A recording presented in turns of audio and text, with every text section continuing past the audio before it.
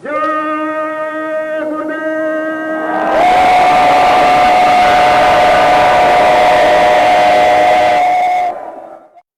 में धर्म की स्थापना होगी, सज्जनों की, अच्छे व्यक्तियों की मानता और अच्छा होगी, और धीरे धीरे बुरे लोग अपनी बुराइयों को छोड़ देंगे, क्योंकि उसका एक समय है छोड़ने का। हम तो आह्वान बराबर कर रहे और ये बता दिया है कि हिंदुस्तान के चारों तरफ के देश छोटे छोटे टूट करके भारत में मिल जाए। भारत एक विशाल देश, थोड़े दिनों के बाद में सारे विश्व का भारत गुरु बन जाएगा। भारत में राष्ट्रभाषा हिंदी, संस्कृत हो जाएगी और भारत इतना सिरमौर हो जाएगा कि मैं आपको उसके बारे में क्या बताऊं। मेरी बात तो आज पागलों जैसी मालूम होती है, लेकिन जब ये सब चीजें आ जाएगी तो सारे विश्व में ये कहानियां बन जाएंगी। अभी लोगों को नहीं, मैं तो अभी कुछ विशेष करके कहता ही धीरे धीरे इशारा करता हूं, तो आपको दिखाना चाहता हूं। जय गुरुदेव।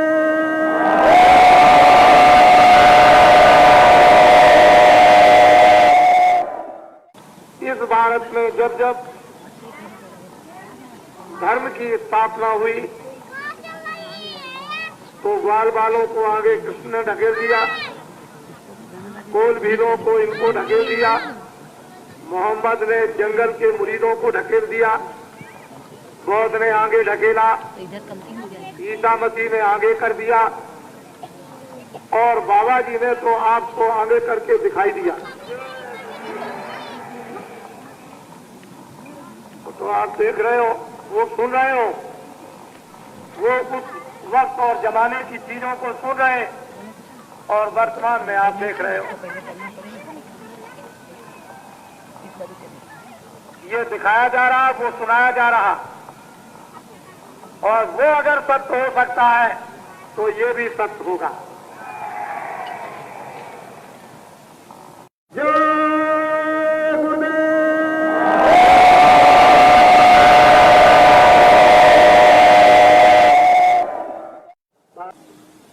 31 मार्च 80 के अंत समय तक बाबा जी के 10 करोड़ आदमी हो जाएंगे, और माँ बाप के साथ में 4 बच्चे। इनसे 10 करोड़ जब आदमी तैयार हो जाएंगे तो आगी पानी और ठंडी में कूदाने की परीक्षा ली जाएगी, और तुरंत इनको उसी परीक्षा के साथ एक आदेश इनको मिल जाएगा। वो आदेश तो बताने वाला नहीं, वो तो आदेश अब वक्त पर ही बताया जाएगा। अब ये बात क्या, मेरे 24 घंटे मेरे पीछे लगे रहो, मेरी कमर में बंध जाओ, तब भी बाबा जी बताने वाले नहीं। हिंदुस्तान में कितने लोग जोड़ तोड़ लगा रहे। पहले तो हम बता रहे थे, तो हम जो भी बात करते हैं मन पर, हम एकांत में कमरे में कोई बात नहीं करते, यहां कह दिया बस। पहले तो हम सबके सामने कह देते थे, और अब मेरी कमर में बंधे रहो, तब भी बाबा जी की बात अब पता नहीं लगा सकती।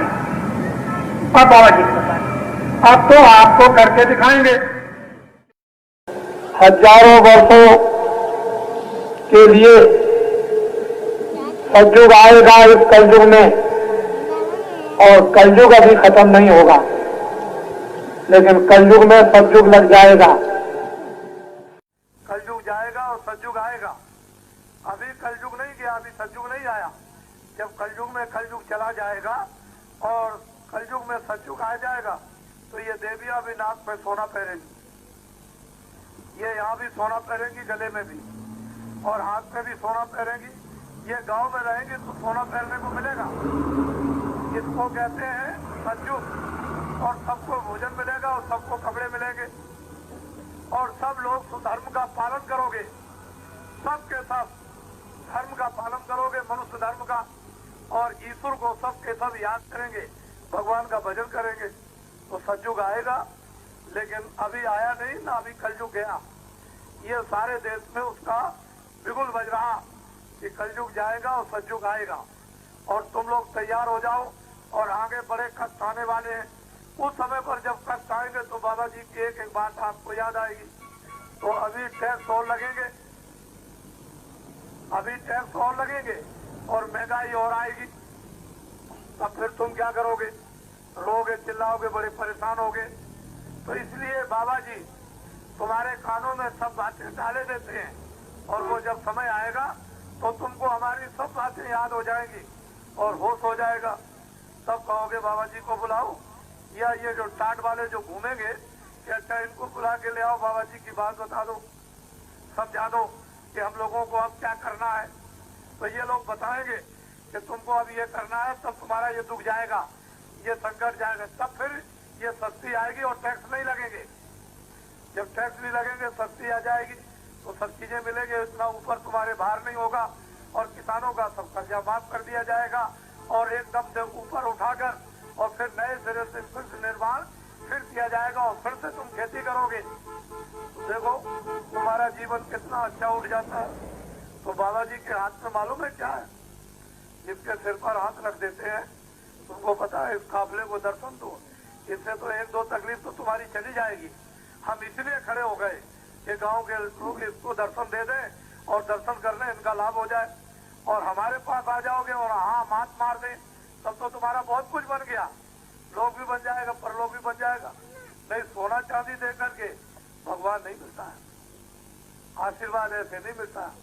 वो तो जब उसकी कृपा होती है तब आशीर्वाद मिलता है, और आशीर्वाद जब मिल जाता है, जब दुआ मिल जाती है, तो कभी कमी नहीं होती है। नहीं तो तुम चिल्लाओगे, रोगे। अच्छा बोलो सबके सब जय गुरुदेव, सब लोग बोलो जय गुरुदेव। देखो जब खेत में अनाज डालना तो ऐसे डालना या बो देना, तो जय गुरुदेव बोल के बोना, तो खूब ज्यादा अनाज पैदा होगा, फसल अच्छी होगी, बहुत अच्छी फसल होगी। तुम देखना उसको, तब तुमको जब किसी कोई बच्चा बीमार हो, स्त्री बीमार हो, तो जय गुरुदेव बोल के दवा खिला देना, देखो कितनी जल्दी ठीक हो जाता है। तो तुमको एक चीज पकड़ा दी है, इसको याद रखना, कभी मत भूलना, चाहे कोई कितना भी कहे भूल जाए, तुम जय गुरुदेव परीक्षा लेते रहना कि जरा देखें जय गुरुदेव बोल के हमारा लाभ होता है कि नहीं होता, तो तुमको पता चल जाएगा। तो बाबा जी तुमको कहे जाते हैं, हमारा नाम तुलसीदास, आश्रम है मथुरा में, और जय गुरुदेव नाम का प्रचार करता हूँ, वो भगवान का है, वो किसी आदमी का नाम नहीं है। इसमें कभी किसी संदेह में मत रहना। अच्छा बोलो जय गुरुदेव।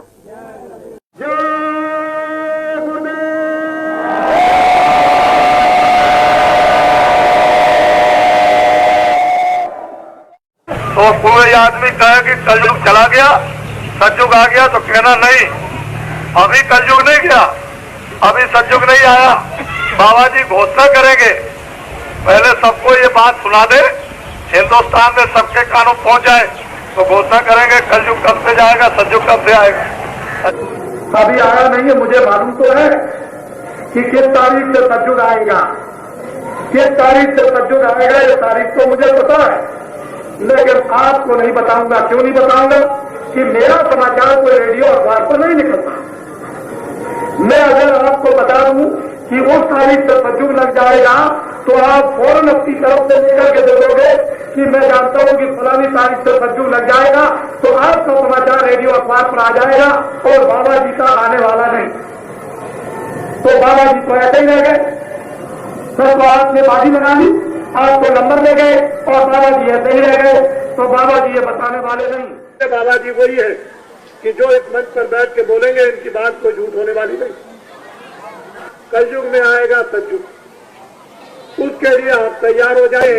जिस मैदान में भविष्य में जब कार्यक्रम होगा, तो उस मैदान में कितने लोग पहुंचेंगे मालूम? 10 करोड़। इधर देखिए, 10 करोड़ उस मैदान में 10 महीने पहले आपको बताया जाएगा। 10 महीने पहले सारे हिंदुस्तान में ढंढोरा पीट दिया जाएगा कि ऐसा कार्यक्रम होने जा रहा है इस मैदान में, जिसमें 10 करोड़ पहुंचेंगे। 10 करोड़ आपको तो अभी मालूम नहीं है, आप में कोई दम और शक्ति नहीं, इसलिए बाबा जी अब बताएंगे नहीं, अब तो बाबा जी आपको दिखाएंगे। इसको आपको अब देखना पड़ेगा। ये वही बाबा जी है कि जो कुछ मंच पर बैठ के बोलेंगे ये तो कुछ इधर उधर होने वाला कुछ है नहीं, उनको बड़े ध्यान से आप सुने। हम कभी नहीं मजाक करते, हमारा कोई काम कभी भी मजाक करने का नहीं।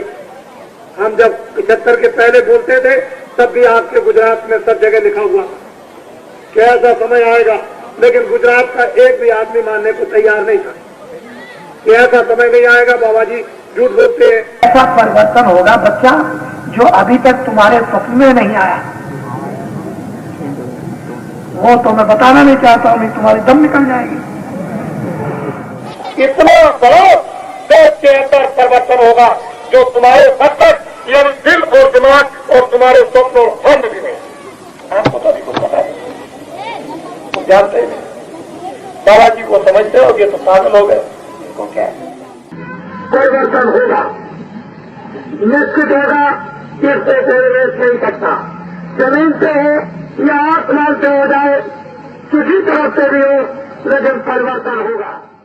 कलयुग में सतयुग आएगा, मुझे ये नहीं मालूम, मैं कुछ नहीं जानता कि जमीन से निकले कि आसमान से उतरे, कि इधर से आए कि उधर से आए, कि अग्नि से आए कि हवा से आए, ये मुझे कुछ नहीं। कलयुग में सतयुग आएगा, मैं तो बस ये काम मैं आपको सुनाने आया हूँ।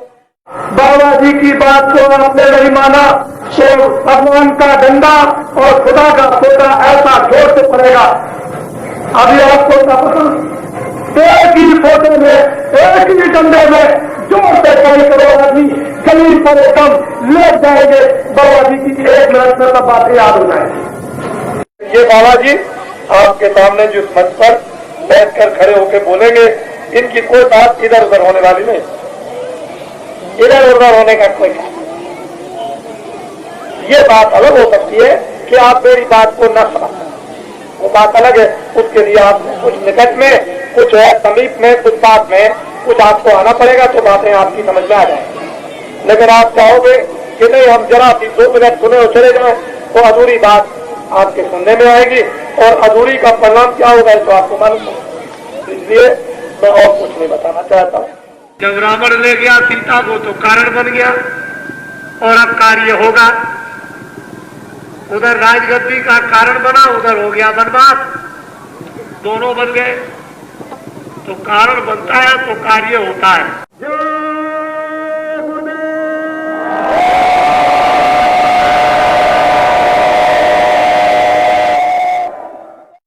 बाबा जी क्या कहते हैं, 1 बीघा खेत में 100 मन गेहूं या 100 मन चावल होगा। हमारे शब्दों को आपको सुनना चाहिए और जिन पेड़ों पर 100 वर्षों से फल नहीं लगते उन पर भी फल लगने लगेंगे। आपको मालूम है कि 1 बीघा खेत में 100 मन गेहूं, 100 मन चावल क्या होगा 100 मन गेहूं 100 मन चावल होगा। समझ रहे हैं कि नहीं? अरे 100 मन गेहूं 100 मन चावल 1 बीघा खेत में होगा। अपने अपने दरवाजों पर सूचक चिन्ह लिखे, ऊपर जय गुरुदेव नाम भगवान का, नीचे सतयुग आएगा। 1 बीघा खेत में 100 मन गेहूं 100 मन चावल लाएगा। आपको ये लिखने में इतराज क्या? दुनिया के तमाम लैला मजनू की किताबें और तमाम शब्द दिल और दिमाग और तमाम लिखते और आप पढ़ते रहते हैं, ये आपको सूचक है, योगदान, मदद, सहयोग, ये आपका नुकसान क्या है? लेकिन अफसोस है इसके लिखने में और इसके याद करने में शर्म, लैला मजनू की कहानियों में कोई शर्म नहीं। नंगे चित्र तो बनाओगे, उसमें कोई हया और शर्म आपको नहीं आएगी, लेकिन भगवान की तस्वीर बनाने में आपको शर्म। कलयुग में सतयुग आएगा, इतना बड़ा देश के अंदर परिवर्तन होगा जो तुम्हारे मस्तिष्क यानी दिल और दिमाग और तुम्हारे स्वप्न और ख्वाब भी नहीं। आपको तो अभी कुछ पता है।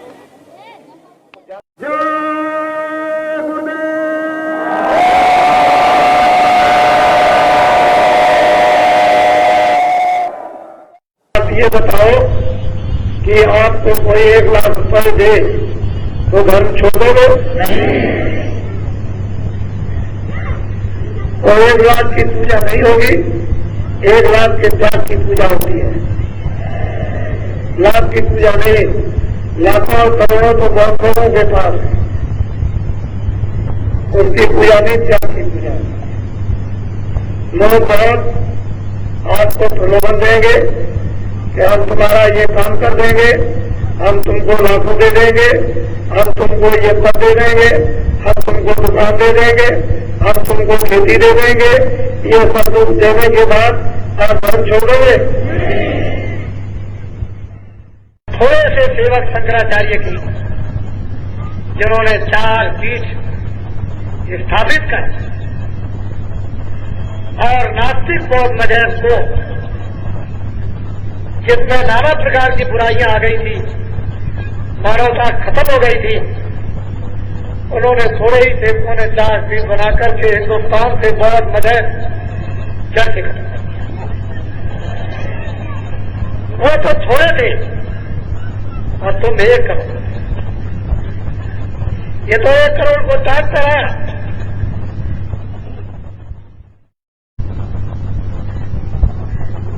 इतने साझारी अगर देश में धर्म को नहीं ला सकते हैं तो तुमको चुल्लू भर पानी में डूब के मरना चाहिए। देखो, मेरी बात खुद सुन लो, जो लोग बोरा पहरे हुए हैं फिर बोरा उतारना है, पहले समझ लो।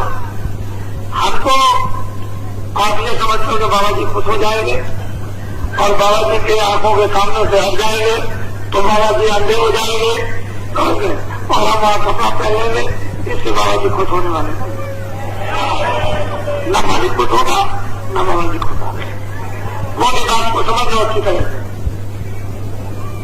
यहां तुमने आपको दिखाने के लिए, लोगों को दिखाने के लिए पहन लिया तो वहां उतार रहेगा। और अगर वहां कोई कपड़ा उतारता हो पहनने वाला, वहां वो कपड़े से भेद करता हो तो इसका व्यक्तियों के साथ बिल्कुल मत करना। ये मैं तुमको बता देता हूं, ये कसौटी है।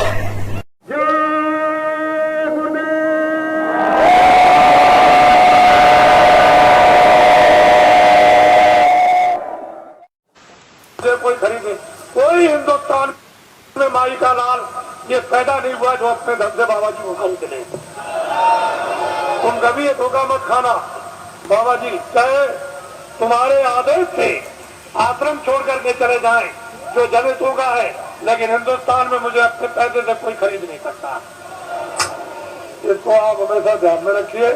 बाकी मैं सबकी सेवा करता हूँ, सबके लिए कल्पना और प्रार्थना भगवान से सबके भलाई के लिए करता रहता हूँ। कोई भी हो जनमानव, इसमें हिंदू मुसलमान की क्या बात, वो तो मैं करता ही रहूंगा। लेकिन कोई अगर चाहे कि भाई इस तरह से मैं खरीद लूं तो खरीद लूं।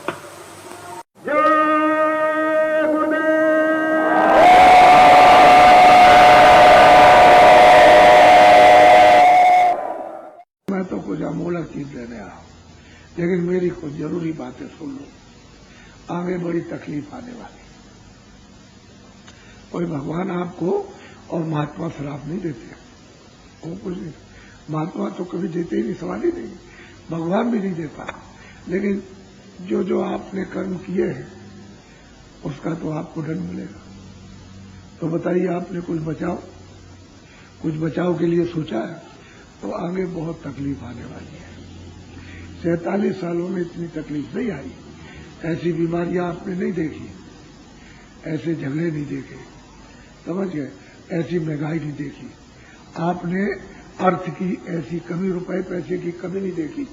ये सब आगे आने वाली है, उसको मैं संकेत दे रहा हूं कि तुम लोग इसको सुन लो और सुन करके कोई बचाव का सोचो, समझ लो उस बात के लिए। तो मेरी बात सुनो, एक चंडी देवता है, देवता, या तो उसको देवता कहो, देवी कहो, लेकिन बाहर की चर्म आंखें, ये शरीर की जो 2 आंखें बाहर से, इनसे वो नहीं दिखाई देता, इनसे उसको नहीं देख सकते हो, देवता को, देवी को। किससे दिखाई? जब अंदर की दिव्य ज्ञान चक्षु खुल जाए, उससे वो दिखाई देता। तो चंडी यानी देवता, वो एक मसाल लेकर के 4 वर्ष हुए, अब 2-3 दिन ज्यादा हो गए, 4 वर्षों से बोल रहा हूं कि देखो होशियार हो जाओ, चंडी जो है मसाल लेकर और एक हाथ में तलवार लेकर वो विश्व के देशों का दौरा कर रही है। सबका बात को समझ लीजिएगा, विश्व के देशों का दौरा कर रही तो क्या करेगी, वहां के धन को गायब कर देगी, छुपा देगी। जो नाम होगा वहां के धन का, यानी रुपए पैसे डॉलर का या और कुछ है, या और जो भी नाम होगा उस देश का, उसको गायब कर देगी। तो वहां की जनता चलाएगी कि भाई पैसे किधर हो चले गए। वहां के जो सेठ साहूकार हैं वो चिल्लाएंगे भाई ये किधर गया। तो शासक भी चिल्लाएंगे कि भाई ये बात समझ में नहीं आई कि रुपया पैसा किधर चला गया, ये कमी कैसे हो गई, क्योंकि हमारा देश तो भरपूर था, संपन्न था, तो ये कमी कैसे हो गई। तो सब उस देश में जाएगी वहां गायब कर देगी, उस देश में जाएगी उसको गायब करेंगे, उसमें जाएगा उससे, जितने विश्व में देश हैं सब में जाकर के गायब कर देगी। भारत में भी आएगी और भारत में भी आकर के यहाँ के धन को गायब कर देगी। तो यहाँ की जितनी जनता है वो सब चिल्लाएंगे भाई धन किधर गया। सेठ साहूकार चिल्लाएंगे, ये फैक्ट्री कारखाने वाले और दुकान वाले वही धन किधर चला गया। तो शासक लोग भी चिल्लाएंगे, जो शासन करते हैं वही धन किधर चला गया, ये चिल्लाएंगे बड़े जोर के साथ। तो क्या करेगी वो चंडी कि राष्ट्रपति और प्रधानमंत्री के मन को खराब कर देगी। पहले तो आपस में मन खराब करेगी और फिर जब मन खराब हो जाएगा तो वो कहेंगे राष्ट्रपति और वो कि अच्छा उस मुल्क पर हमला कर दो, वो कहेगा उस मुल्क पर हमला करो, वो कहेगा उस मुल्क पर हमला करो, वो कहेगा उस मुल्क का हमला करो।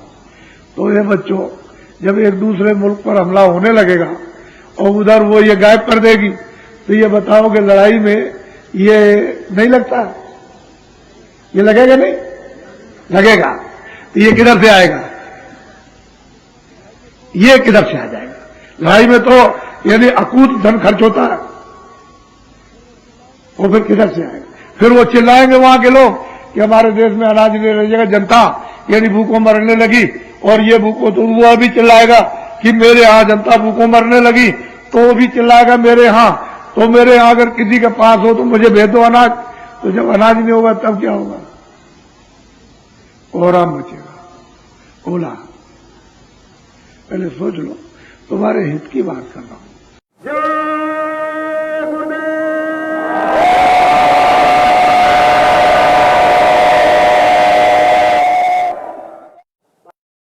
उधर मुसलमान फकीरों की किताबों में लिखा हुआ है कि 14वीं सदी के अंत में इंसानों में कोहराम मचेगा, कोलाहल होगा, त्राय त्राय मचेगी। उसी समय पर खुदा का पैगाम लेकर एक फकीर जमीन पर उतरेगा, सारे इंसान जाति को खुदा का पैगाम सुनाएगा। इतनी सी अर्ज है गाफिल की, गुरुदेव के प्यारे चरणों में तन रहे कहीं दुनिया में, मगर मन रहे तुम्हारे चरणों में। इतनी सी अर्ज है गाफिल की, गुरुदेव के प्यारे चरणों में।